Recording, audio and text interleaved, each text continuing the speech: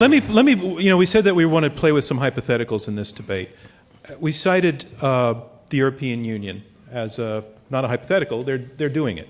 What if the United States, hypothetically, partnered with the European Union? We joined them or they joined us, but essentially the rules that now let an Irishman work in Bulgaria would let him also work here, and an American work anywhere in Europe. What would be your response to that, Kathleen Newland? Curiously, the immigration rate between European countries is about the same as the worldwide rate.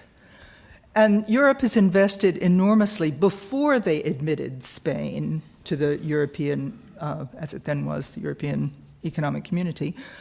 Before they admitted Greece, they invested enormously in these countries, and they have put strict requirements on the newer entrants like Bulgaria and Romania, so that they've created a much more level playing field. Now, if you have a bigger labor market is a more efficient labor market. Absolutely, no question about it.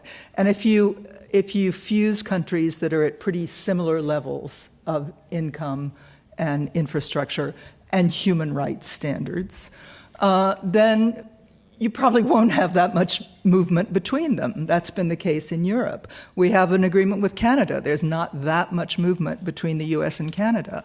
But if you had an agreement between Europe and Morocco, or you had an agreement between the US and Guatemala, you would have a lot more movement.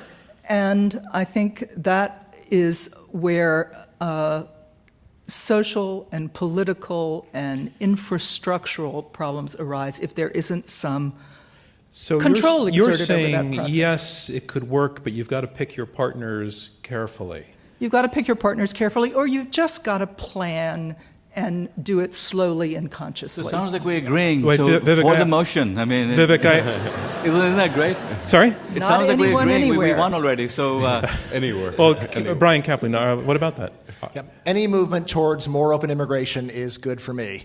But I will say the most gains come from immigration from poor countries. Those are where the gaps in earnings are largest. Those are the people whose productivity is at only a tiny fraction of what they could accomplish if you'd just let them go to another country. Letting an engineer move from one country to another gives you a small gain in production.